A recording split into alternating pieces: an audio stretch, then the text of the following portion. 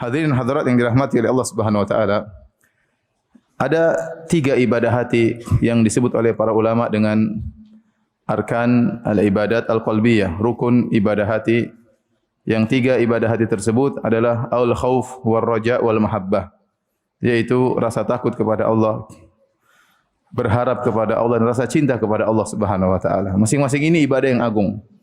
Ya, takut kepada Allah ibadah yang agung. Berharap kepada Allah adalah ibadah yang agung dan cinta kepada Allah juga merupakan ibadah yang agung. Sering kita dalam kehidupan kita sehari-hari tatkala beribadah, kita bisa menggandengkan, merangkai antara khauf dan raja.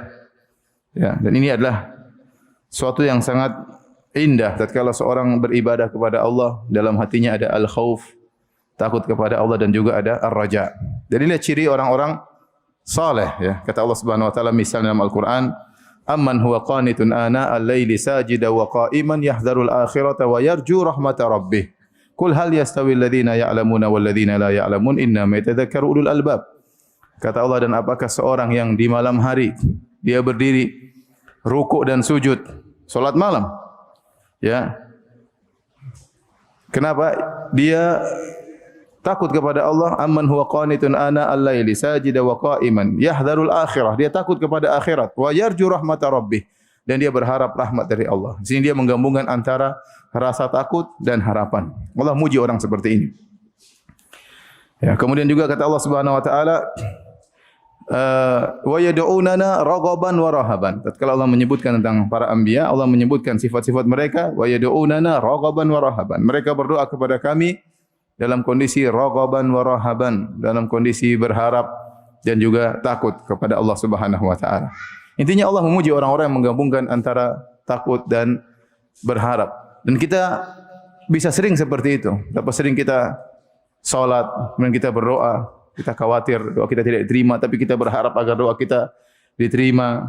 Kalau kita berhaji, kita sangat melepaskan harapan kita kepada Allah Subhanahu wa taala, tapi ada kekhawatiran jangan-jangan haji kita tidak mabrur, dan sering dalam benak kita seperti itu. Dan ini adalah suatu keindahan dalam ibadah. Tetapi lebih indah lagi kalau kita masukkan dalam hati kita ada mahabbah, cinta kepada Allah Subhanahu wa taala.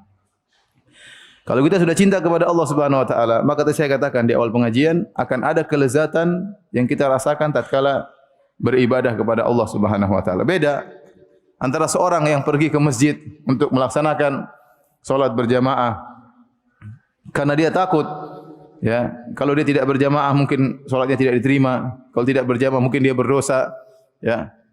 Dengan dia berharap dengan saya berjamaah maka pahala salat saya 27 kali lipat. Ini bagus.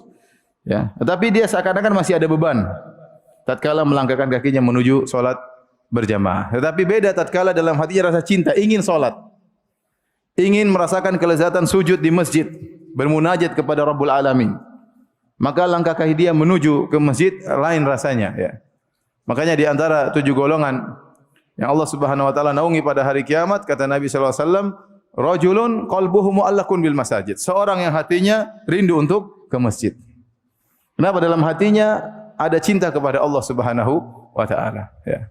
Jadi orang kalau sudah, ya, dalam hatinya ada cinta kepada Allah, maka dia akan merasakan ibadahnya berbeda.